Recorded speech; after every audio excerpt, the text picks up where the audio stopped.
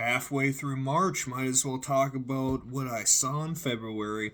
Starting off, direct to video, man. We're bringing it back, voodoo all the way. Twisted, directed by Darren Lynn Bousman, starring Damon Hanzu, Lauren Mia, and Lavarna Healy. Fine. No, it's so Darren Lynn Bousman directed a couple of the Saw movies. Not really my favorite of the Saw movies, but that's a conversation for another time. But I like the setup from the trailer. So, long story short, these two scammers, they'll rent an Airbnb and pretend that it's their house and they're selling it, and then they scam dudes out of money. And that's just the con they have going, just throughout. Well, they stumble into Damon Hansu's place, and one thing leads to another, shenanigans ensue, and you find out he's a surgeon who's really been wanting to do a brain stem swap or a prefrontal lobe swap on somebody because he specializes in head trauma. It's not gory, it's not scary, it's get out without any commentary, any plot, any good scares. Because the movie starts just how you think it's going to go, and it ends like it's going to go. Now, granted, none of the characters are likable besides the main guy, Damon Hanzu, and he shouldn't be likable because he's the villain, but the other two leads and everyone else you meet are just shitty people. And he's a shitty person too. He's doing horrible medical experiments and shit, but he's way more likable than these broads we're following. But the setup of how it ends, I'm like, yep.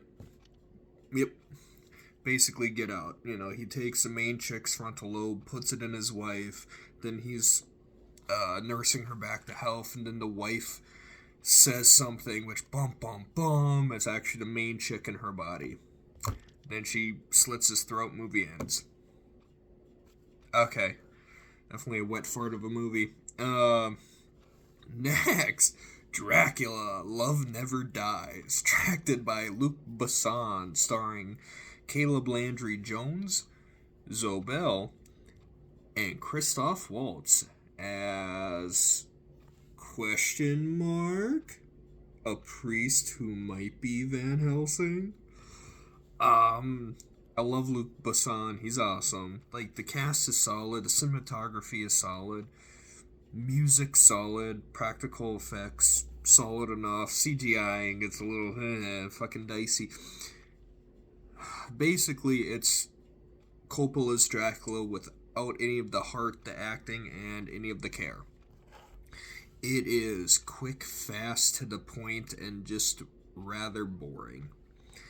I actually it's my day off of work. I got a phone call, so I stepped out of the theater to take a phone call. Never done that before, man. I was just so checked out. I'm like, bad, it's fine. Just walking out that. They don't do anything new with the story. They don't, which is funny because one of the readings I saw is that Luc Besson goes, I wanted to make a Dracula movie that focused on the romance. I've never seen that before. Clearly he never saw the Coppola Dracula movie because the Coppola Dracula movie just adds the love story, which the caption for the Coppola Dracula is Love Never Dies. So I don't know what Luc Besson was smoking. But besides that, it's basically Dracula. I shouldn't say basically Dracula. He's basically making fan fiction with characters and shit he likes. Christoph Waltz was the best part of the movie, and with Caleb Landry Jones as Dracula, who I really liked, and there's some really fun montages and shit, and like almost a couple musical numbers, because he figures out because he's a chemist and shit, and he figures out how to make hypnotizing cologne and shit, but it doesn't work on Mina because he loves Mina, or Mina loves him, or some shit like that. But it ends the same way, where like he accepts he's gonna die and God forgives him, and then he dies. I kind of like with it where they don't really give Mina a happy ending because she's fully invested in Dracula and completely okay with being his bride for all of life. And Dracula, they twist it to where Dracula allows himself to get staked by Van Helsing. And that part was okay. There's some decent sword fights in there here and there, but other than that, it's just a very bland movie, and don't watch it. Just go watch a Coppola one. That one's fucking fantastic. Dracula, I'd probably give like a 2 out of 5. Yeah.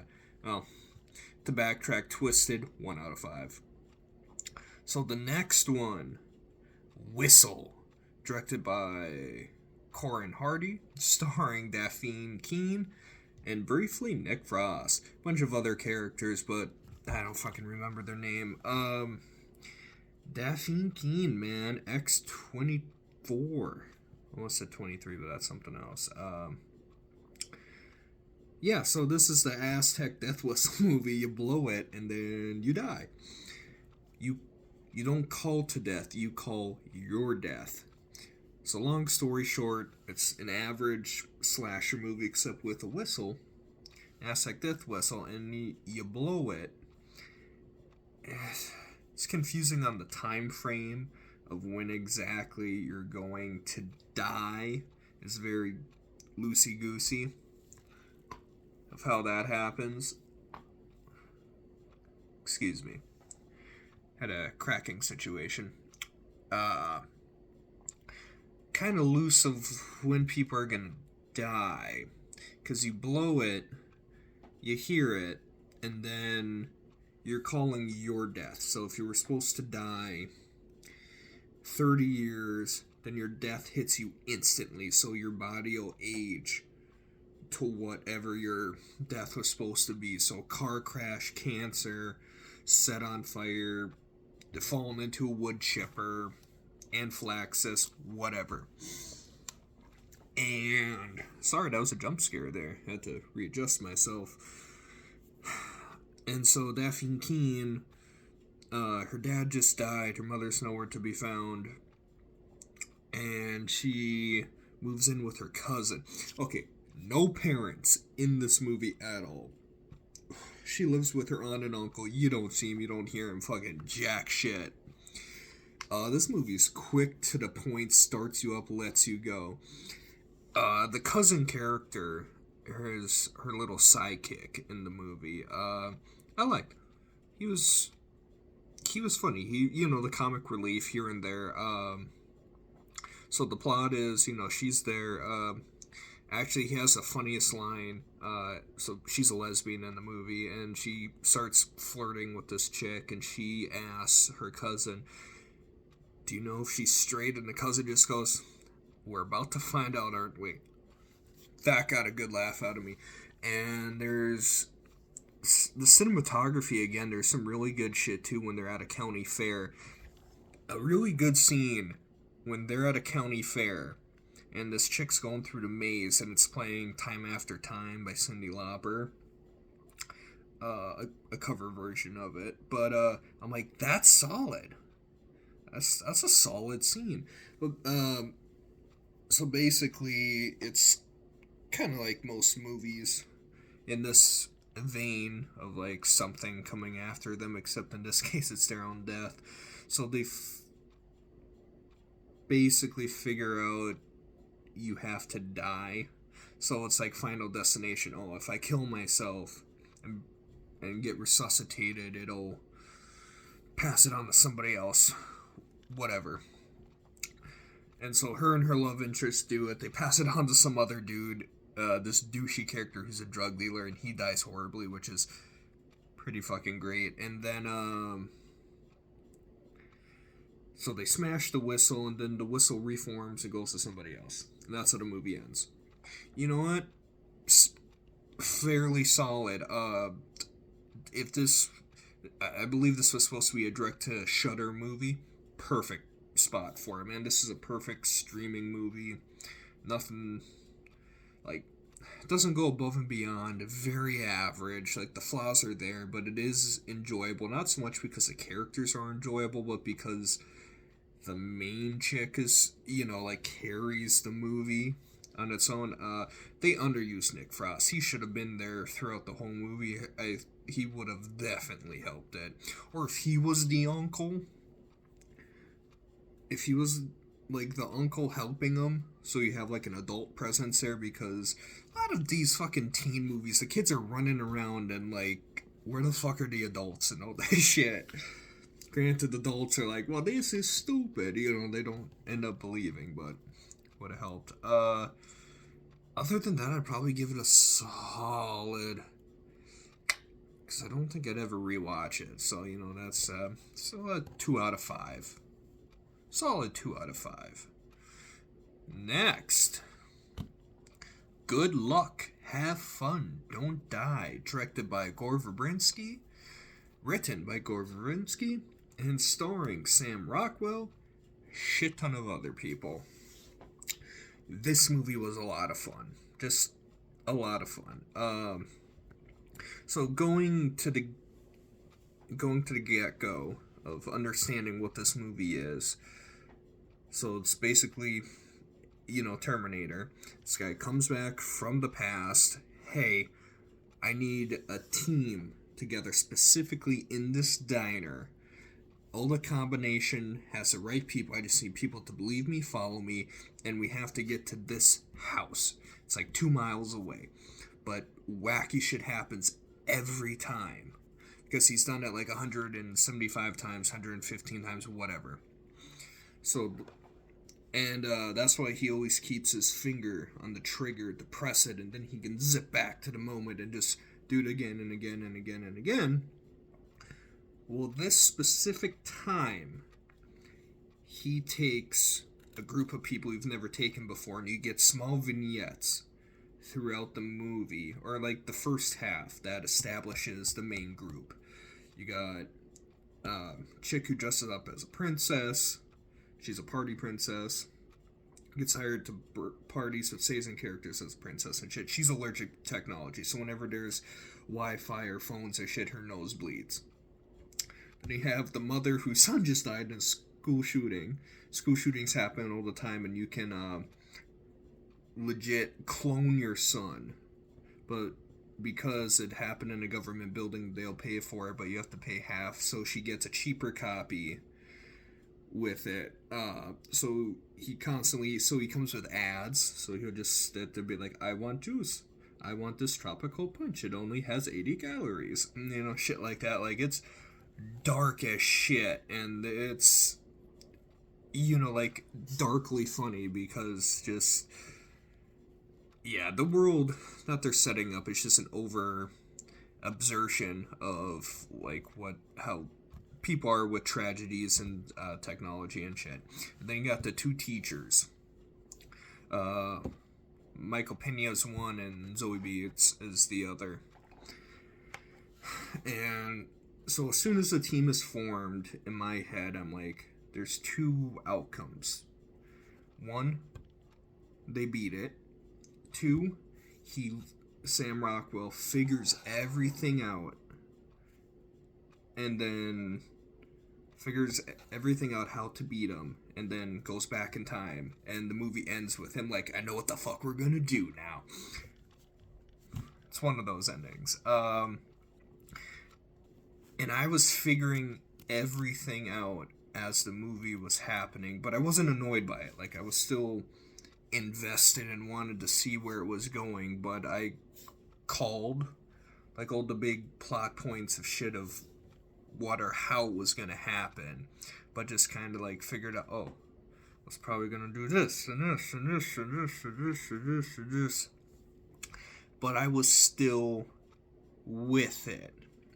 Now, granted, I'm glad that so spoilers, they save the day, and then he just goes, something ain't right, and he zaps back, and then I was afraid, I'm like, oh, if the movie ends right there, like, there's really no hope, like, fully conclusion of the movie, but it ends, and he's like, hey, figured it out. And with it, I'll back up a bit. The whole point is he needs to go to this house to stop AI.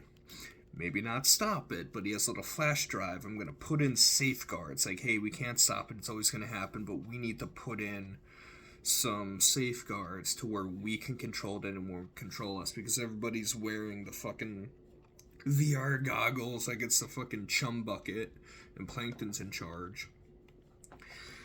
And yeah, following all these characters is fun, and like when they die, it gets kind of hilarious, and just of how burnt out Sam Rockwell is by it. But he starts to kind of warm up to it. Now the princess girl, I called it right away. He makes a point where he goes, some of you are gonna die, it's just what it is. I'm not saving anybody. And then there's the one girl, the little princess girl. He saves her. Not like a Jason Statham type, but like where he casually is. He makes a big point. A car's gonna fucking crush her, and he swoops her out of the way, and it's like, oh, okay. That's his mom. Like 20 some years from now. Yep, okay, I got it. Then you find out she's pregnant, and I'm like, okay, check it out. And then he makes a big deal, in the future you can't see the sun, and so I want to watch the sunrise with my mom, and that's how it goes. And then he figures it out. So he zaps back, and he goes, and he just goes right up to her this time, because he knows the people he needs. He knows how he's gonna basically do it, or he has an idea, and that's how it ends. And I'm like, solid ending, a lot of fun. Little too long in some areas, slags on a bit. Kind of the ending took a little longer than it should have. Just kind of with that whole fake out, I'm like, okay, it's a little longer than it should have been. And some of the vignettes you could have fucking trimmed too, like the teachers weren't really interesting. It's just showing that AI is affecting the youth. Like, that vignette could have been a lot quicker. But other than that, it's a solid, probably, yeah, I'd say like a 3.5 out of 5. Solid movie. Next one, Cold Storage, directed by Johnny Campo and written by David Cope, starring Georgina Campbell, Joe Carey, Liam Neeson. Mushrooms, man. Mushrooms are bad. Between The Last of Us and I think it was...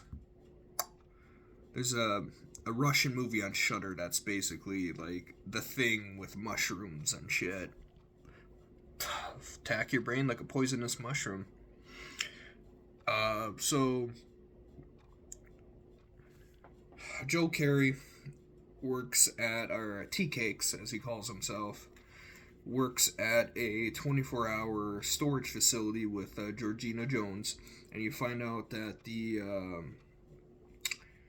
used to be a military base, and hidden in there are these evil fungi mushrooms that were space, or an experiment in space that went bad, crashed to Earth, spread everywhere. Liam Neeson came in, cleaned everything up, nuked the site, put it in cold storage, but with cold fronts coming in and wind and the perfect storm, the power overheats the shit, like the wiring and shit, so it's slowly leaking out. So Joe Carey and Georgina Campbell have to deal with it, and then his douchey boss shows up with some bikers, and you get some pretty decent body horror that comes into it. Like, I was really impressed with it, and David Cope's a lot of fun, and there's really good action, or some pretty decent action.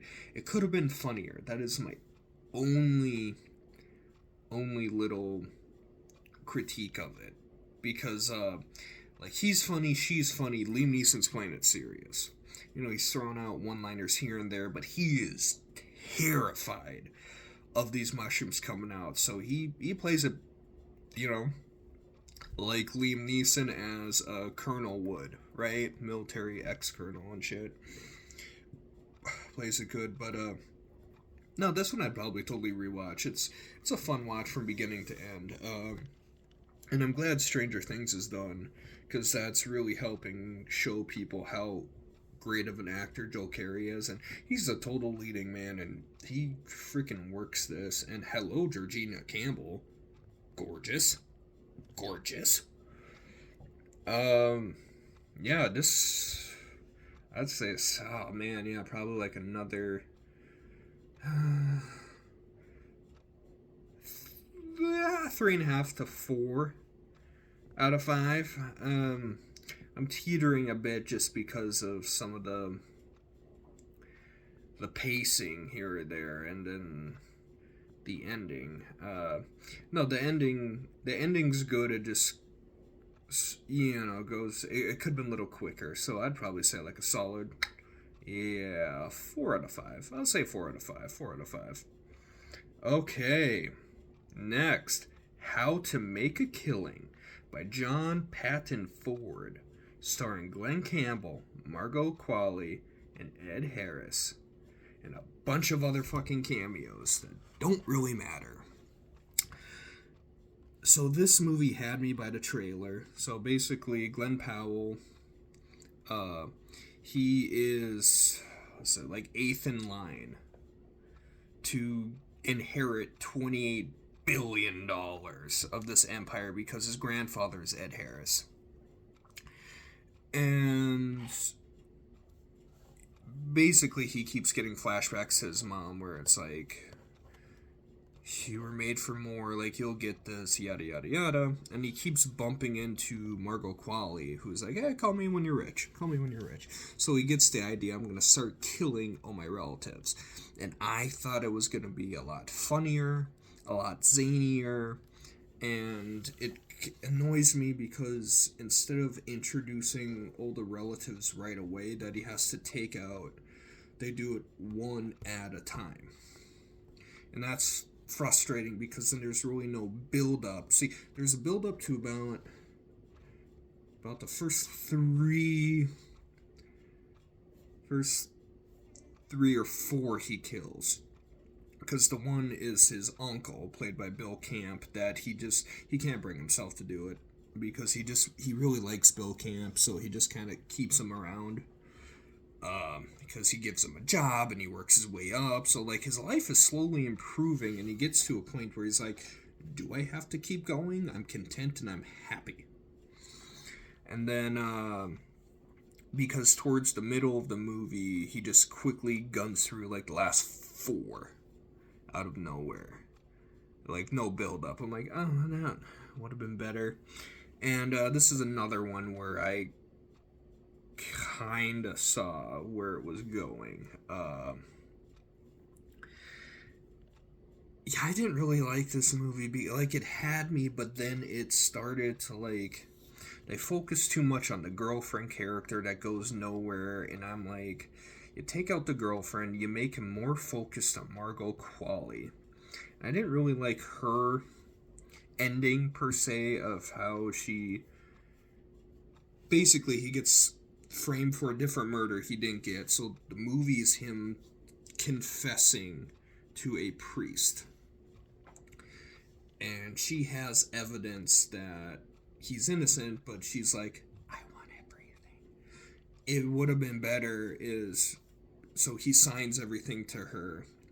It would have been so much better if she just goes, I want you. Just make it simple, because like she's like, hey, if I have you, I have the money. Simple as that.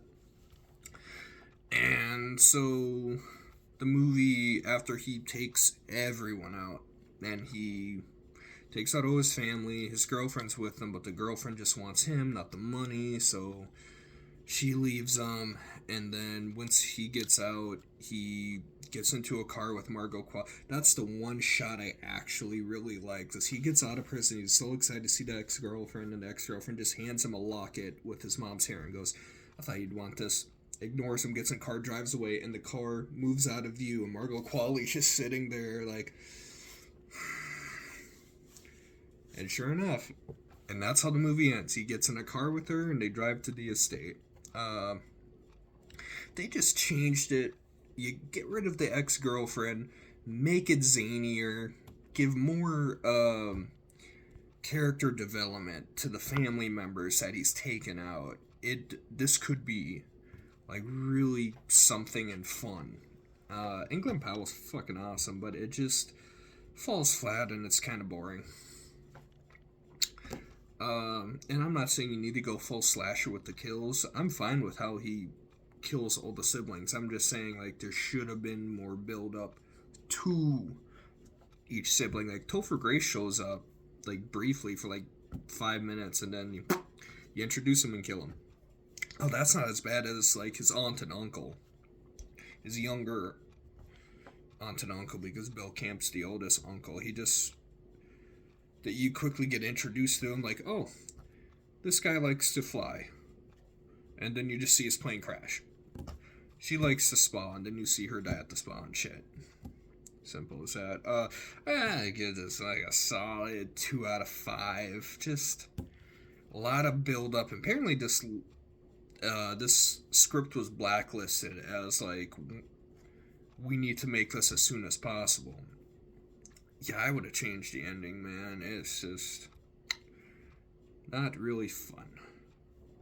2 out of 5. Speaking of not really fun, spoilers, Psycho Killer. Directed by Gavin Polone, written by Andrew Kevin Welker, starring Georgina Campbell and James Preston Rogers. I think I saw one trailer for it, and the trailer was just a teaser. I had no idea what the hell this was. But I'm kind of on a kick this year where I'm trying to see everything I possibly can in the movie theater. I think I'm going to go broke because of it, but hey, if it gets me some internet fame, I will do it. That's sarcasm. Maybe I need to start doing some vlogs so the audience knows my humor better. Psycho Killer. So yeah, it's bad. It's basically the night slasher. So this sheriff, Georgina Campbell, she witnesses her husband get killed by James Preston Rogers, who is called the Satanic Slasher. And so it's just a road trip movie of him just killing people and her just following him. And I had no idea where this movie was heading.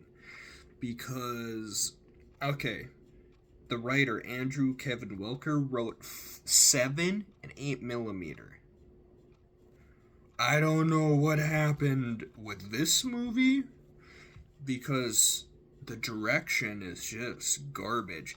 And I'm a dumb guy to begin with, but even I was like, dude, is it me or is this coming out of left field? Because she's tracking him down and he's obsessed with this Satanist on like satellite radio or like the dark web radio or some shit. Anyways, it's Malcolm McDowell who's a Satanist, and he uses him to find a person he's looking for. He's like, I know what job he has, but I don't know his name. Okay, so he's specifically looking for a specific person who does a job to do something. I'm like, okay, I'm following it. Then you find out, oh no, he's going to 3 Mile Island to tear a hole in the earth to open hell. What?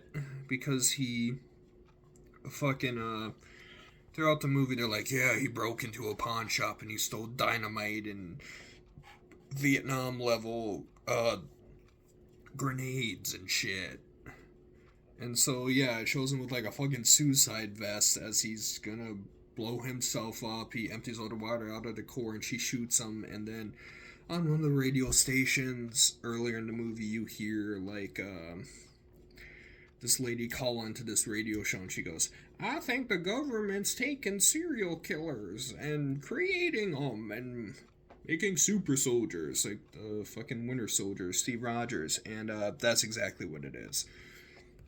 She shoots him, she doesn't kill him, and then they send the satanic slasher back to the prison, and one of the guards, you just hear an ADR is like, welcome back, kid, welcome back.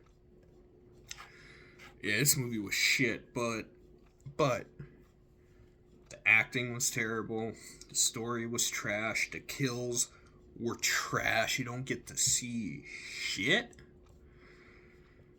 But with all that being said, the cinematography was great, and the satanic slasher, not his acting or what he says, but just like how they film him, and you never clearly see his face, and it's kind of boring shit where you'll get like a close-up of his eyes with aviators on, or a close-up of like his nose and his mouth, or his hair in front of his face, and yeah, they got like just a fucking stunt guy to be him, and he's like fucking 6'5", just built to fucking shit. The mask was kind of unique. It's like a fucking sack, like a fucking cloth potato sack with like goggles and shit. That's kind of cool. But no, it was bad. This is a solid 1 out of 5. It was just freaking terrible. So, I'm probably gonna do a catch-up video later of, like, the streaming movies I missed and shit. That'll be its own video towards the end of the year, maybe. Or I'll sprinkle them through. Took me a while to see Scream 7, but that's gonna be in the March one. Even though it came out in February, I saw it in March. Just what it is. Okay, deuces. See ya.